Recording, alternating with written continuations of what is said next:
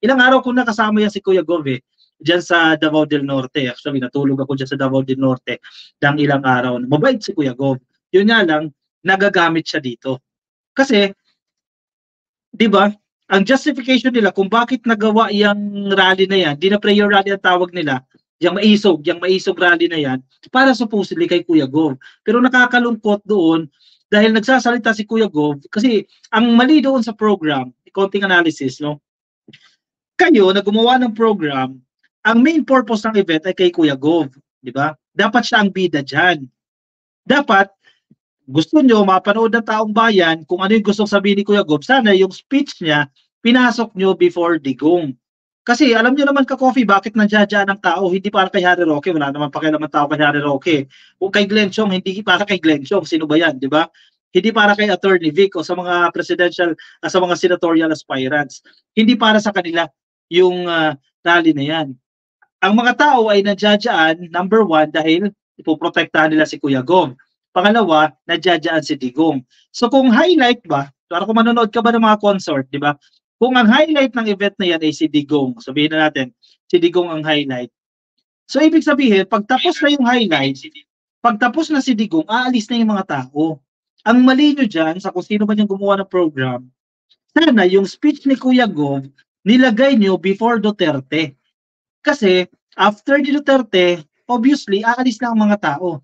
Tinan nyo ka-coffee, balikan ninyo yung live stream ng SMNI. Makikita ninyo, nagsasalita si Kuya Gov, binabastos siya dyan. Ninalayasan siya ng mga tao. Kasi tapos na si Digong eh. Nag-alisan na eh. Diba?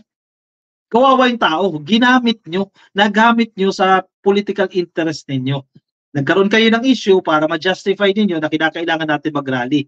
Eh, nabaliwala siya dun sa rally. Diba? Dahil nang ibabaw, yung paninira nyo sa administrasyon. Diba? Nang ibabaw, yung kampanya nitong tatakbong mga senador. Nang ibabaw, itong paulit-ulit na statement ni Digong. Eh, nawala yung purpose ng rally ninyo dyan. Diba? Ginagamit nyo ng ka-coffee ang sitwasyon. Kung ikaw tatakbo, matino ka ka-coffee, tatakbo ka sa pagkasenador, o sige, kahit barangay captain, kung maayos ang campaigning mo ka-coffee, hindi mo sisiraan yung kalaban mo, i-promote mo yung sarili mo, ano yung credentials mo, ano yung magagawa mo, ano yung platforms mo.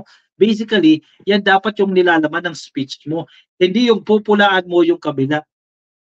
Diba? Ibig sabihin lang yan, insecure ka. Ibig sabihin lang yan, mataas yung pinupulaan nyo and you're trying to pull them down. Diba? Ibagsak yung mga tao na yan. Pangit yan. Eh kung yung nag-iisip yung tao, kung critical yung tao, kung pare-parehas tayo ng pag-iisip, definitely hindi kita boto. Diba? Hindi kita iboboto. At yan ang ginagawa nila Harry Roque dyan. Tandaan ninyo, yung ganyang strategy hindi mag-work dyan. Marami ng gising. Yung paninira nyo sa administrasyon na yan, hindi na yan mag-work. May mga nabubudol din kayo dyan, may mga nakikisigaw dyan, nakikisigaw lang yan, pero yung iba dyan, hindi kayo iboboto. Kasi kayo din mismo eh, ginagamit nyo lang yung sitwasyon eh. Ginagamit nyo lang yung pangyayari dyan. Diba? Nakakatawa din. At may bahagi doon sa speech ni Digong. Kung interested kayo panoorin, pakinggan nyo. Sabi niya, after dito, mag-uwian na tayo. Nung sinabi niya yun, actually, medyo naawa ako kay Digong. No? Kasi matanda na to si Digong eh. Tapos parang ang dating sa akin ang sinabi niya na after this, mag-uwian na tayo. Parang walang nangyari. Diba? Nagsayang lang ng milyones sa pag-organize ng tao. May bayad yung mga tao dyan, ipakainin mo yan. Siyempre, may mga allowance din yan. May transportation allowance yan. Basic yan ka-coffee sa mobilization. No? And then, siyempre, set up ka na stage. May mga performer din.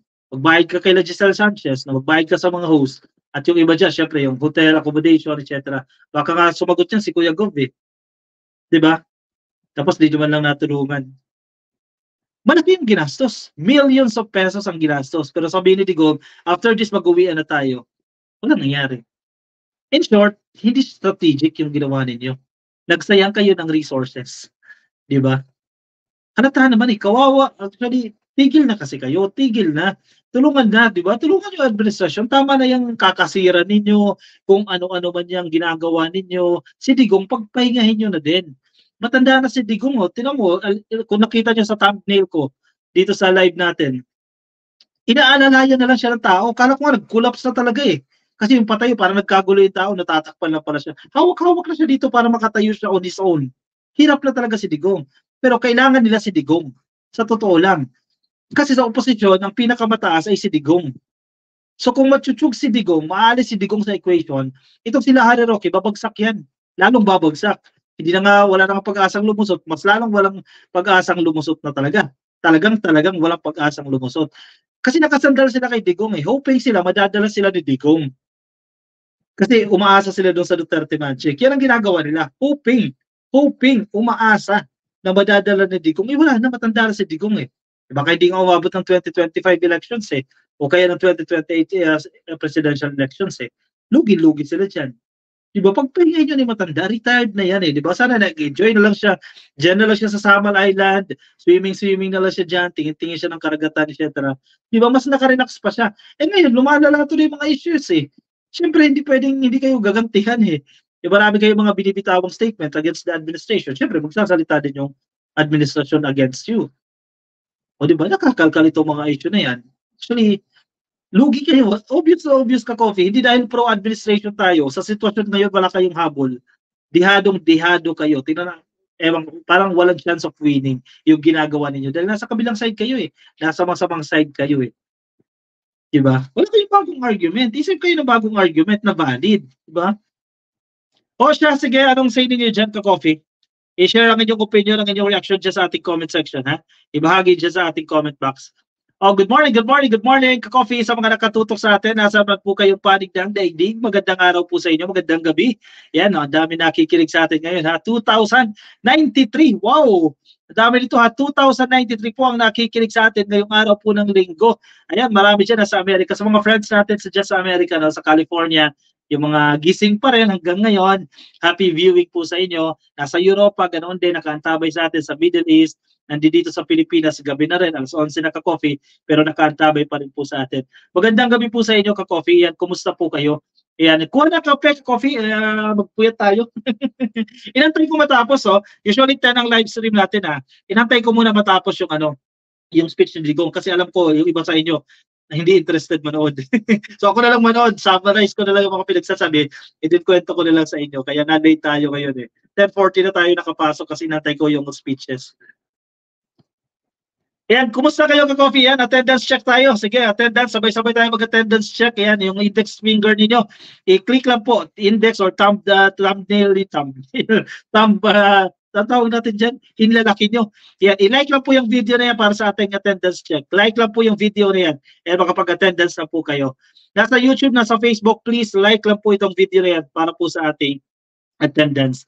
At ang ating first honor ngayon, bago, si Super Scientist. Magandang gabi sa iyo, Super Scientist. Kay Ma'am Gloria Presas, magandang gabi rin po. At kay Shofi, yan, present po sa atin ngayon. Happy viewing din po sa inyo. Ma'am Josefa Oliva, Mrs. R, happy viewing po sa inyo. Fred de Guzman, ilabas mo, sinungaling ka pala, ka-Coffee. Nasaan na naman yan, Fred de Guzman? Ano na naman yung sinungaling na naman ang sinasabi mo? Eh, kayo tong mga mahihilig magsinungaling eh. Pinapasa nyo sa amin eh. Josefa Oliva Lopez, ayan, happy viewing po sa inyo. Kay Marie Saturno, ayan, maligayang panonood po sa inyo. Cecilia Carilo, paghilom, uy, anong ibig sabihin ng paghilom? Gumaling ka? Ganyan ba ibig sabihin yan ng paghilom? Sana magpahinga na si Digong kasi pagod na rin si Digong. Pagpahingahin nyo na, parang awa nyo na, ka-Coffee. Sana ma-shout out daw po ako, sabi ni Jing Florento. Ayan, happy viewing po sa iyo. Kay Cho Paeng, oy, siraan rally. Kanina, 10,000 to 20,000 lang ang umattend. Baka hindi umabot ng 20,000, ka-Coffee, pero that range lang yan. 10,000 or about 10,000. Hindi nila ma-meet yung 100,000.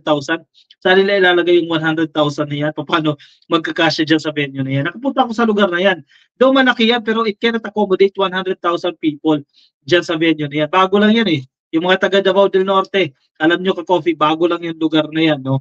Malawak din yung lugar na yan, pero hindi kayang magkasya yung ano dyan, yung 100,000 dyan.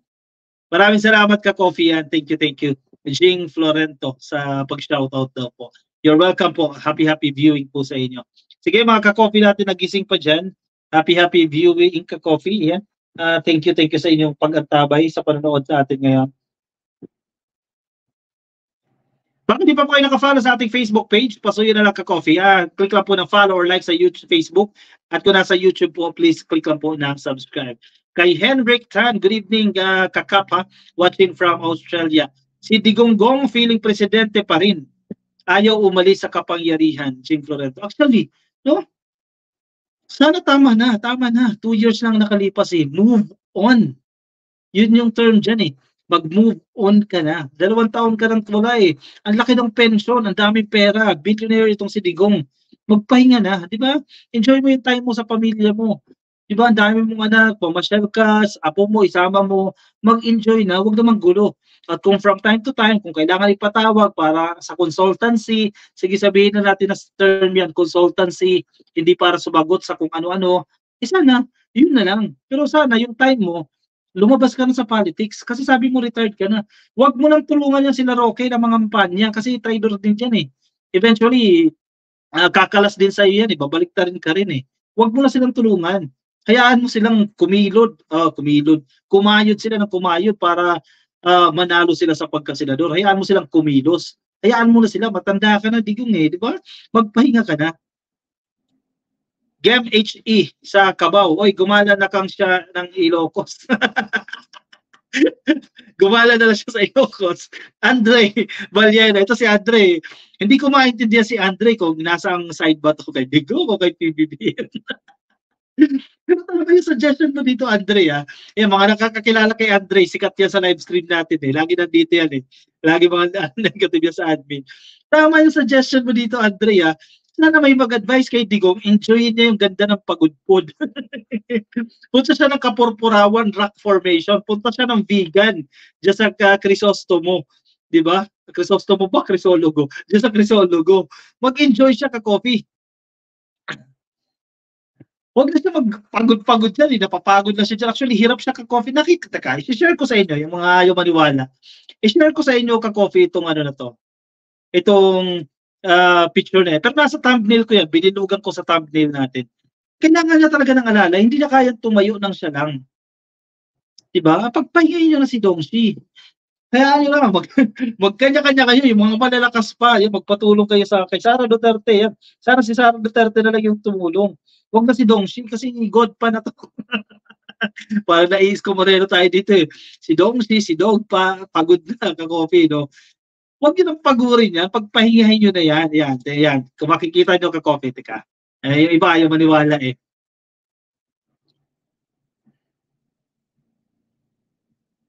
Nakikita niyo yung picture na yan. Nasa thumbnail natin yan. Silabas daw natin eh.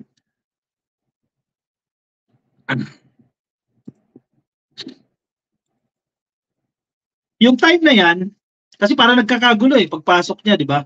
Nakatagilid si Digong. Yan, nakatagilid siya. Tapos may humahawak sa kanya. Security na ata yan eh. Hirap na talaga siya tumayo. Akala mo, siguro dahil mainit o basta hindi yung stability niya kasi mainit na rin eh at maiintindihan mo rin ito eh. Kaya please, di ba? Panawagan natin sa mga BDS. Manawagan kayo, papagpahingahin nyo na si Digong. Ilang taon na lang ang nalalabi niya sa buhay eh. Hindi yan tulad ni Enrile na forever. Di ba? Pag-enjoyin nyo na siya. Mamasyal na siya sa Ilocos. Andre, sira ka. Loko ka, Andre, ha? Pinatawa mo ko na todo dyan, ha? Papasyalin nyo na. Sa totoo, hindi ako nagjo-joke ka-coffee, ha? Natatawa lang talaga ako sa ginagawa ninyo. Tulungan nyo magpahinga si Digong.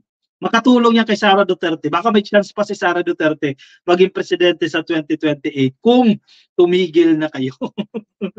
Kausapin nyo si Digong, maggawa nyo ng content sa mga vlogger dyan na laging kami sinasabihan ng tanso, ng bayaran, etc. Papagpahingan nyo na. Wala na bang iba? Wala di ba susunod kay Digong? Kay si Bongo, makakain ni Bongo. Di ba? O si Alvarez, makakain ni Alvarez yan. Yun na lang kaladkarin nyo sa mga prayer rally ninyo kung saan man ang ginagawa nyo kay Digong. Maawa na kayo. Yan, magbakasyon sila dito. John Struck, mga Raul. Best friends. Dalawa sila ni Ricky Budoy. O pwede ha, kakopi. Natatawa ko sa inyo. Ayun ako. Seryoso itong topic na to kakopi, pero nakakaawa si Digong. Kasi may legacy din siya eh. Alam niyo mga DDS kayo, ako sinundan ko si Digong for 6 years. Alam ko yung ginagawa ni Digong for 6 years. Dahil sa trabaho ko, no? May legacy din. Di mo pwedeng masabi walang legacy. Walang perfect na presidente. Ganun. Hindi ko siya pinagtatanggol, ha? Pero totoo yan. Walang perfect na presidente. May mga bad decisions yan. May mga magagandang decision lang din naman. Pero sana, itigil nyo na. Pagpahingahin nyo na. Sabi ni Pusong Iname, no way! Kahit tumigil pa yan po, no, Duterte. Ayan, si Sara, in short, ayaw na kay Sara Duterte, ha. Punta siya sa San June at magsakay sa jeep. Sabi ni Daging Buen Obra. Yan, pwede. Naikot ko rin ang Ilocos. Kakopi, no? Punta siya dyan sa Paway Church. Magsimba siya, di ba? Magkumpisal siya. Para renewed life. Yeah, pwede. Yan, magandang suggestion yan sa mga San Junes. Pero I don't think interest si Duterte yung mga ganyan, na. Basta magpahinga na lang. Malamang ang mga supporter ni Dugong ang PAPAT sa kanya. Posible, no? Pressured siguro. Pero hindi, dapat, pera na to si Digong eh. Huwag na siya magpa-pressure. Tama na, huwag na siyang magpadikta dito sa mga tao na ito. Kawawa siya eh. Kung ako rin yung, si Madam Hanilet, di ba? Kausapin niya si Digong, tama na. Kung ano tawag na, daddy, papa, tama na.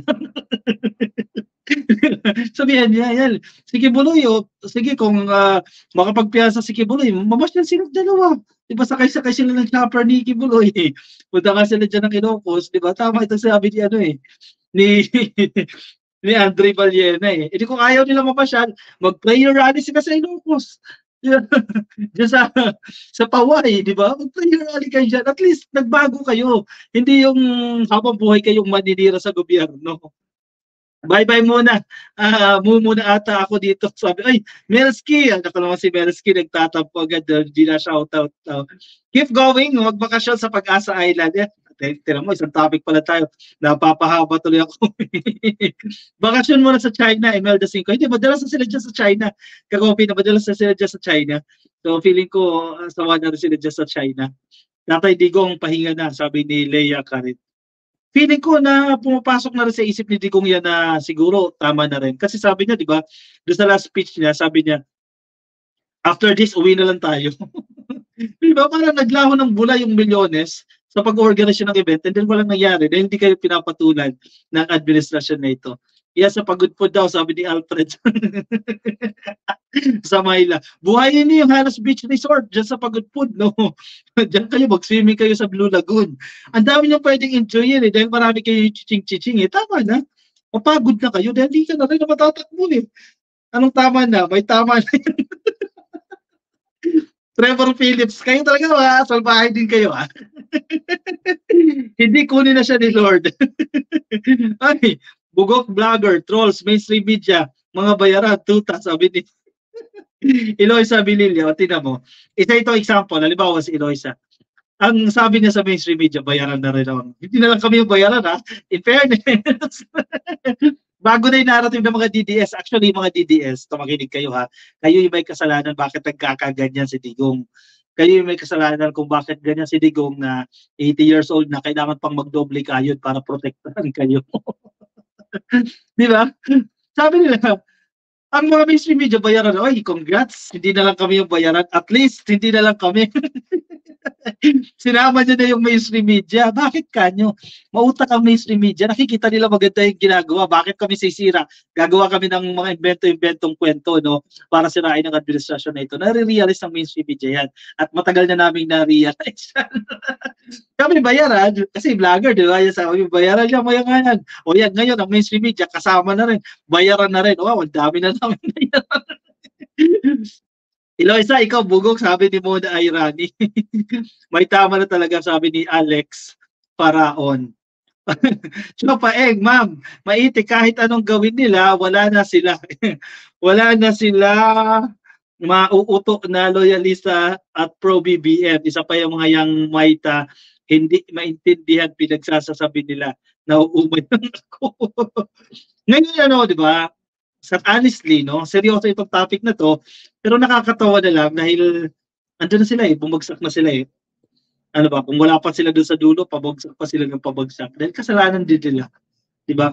Parang robot si, ano, sino? Ang sabi na, ang bilis kasi nag-comment eh. Dadaan sa mag-comment. Pasensya sa mga hindi ko nababasa. 2,420 yung nakikinig sa atin ka-coffee.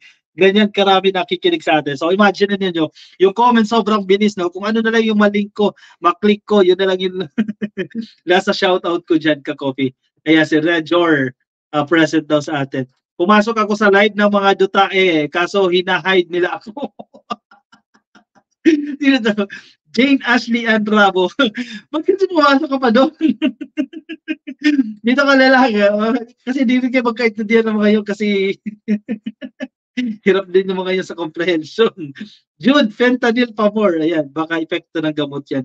Pero anyway, hindi ako nag-joke ha. Pero sana manawagan yung mga DDS, manawagan yung kampo nila Attorney Vic, nila Harry Roque, Glenn Chong, pagpahingay nyo na si Digong. Huwag nyo na isama sa kampanya nyo. Alam mo kung bakit ayaw nila i-let go si Digong? Pag wala si Digong doon, pag wala doon si Digong, walang pupuntang tao. Meron, mangilan-ngilan, hundreds, sige, 1,000, 2,000, ganun lang. Kasi si Digong ang panghatak nila. Imagine mo, ganyan nila ginagamit din si Digong. Sa bagay, Mamaite, lugi tayo sa lingwahe nila. Correct. Maite bye sa happy viewing po sa inyo, ha? Malan Network, oy, pagpahingahin yun na si Mau Diggs. Correct. Anyway, sige na nga, ka-coffee. Baka di pa kayo nakafollow sa ating Facebook page, pasuyin na lang po ha. Click lang po ng follow or like at kung nasa YouTube kayo ka-coffee, pa-click lang po ng subscribe. Ayan, kapapasok lang po sa atin. Attendance check muna tayo ha. Click lang po ng like yan. Like para dumami tayo. Ang daming gising ngayon ha. 2,485 yung gising at nakamonitor sa atin ngayon. Nakikinig sa atin ngayon. Happy viewing po sa inyo. Sige, move on tayo ka-coffee sa ating next topic. Kuha na lang kape ha at mag-move on tayo.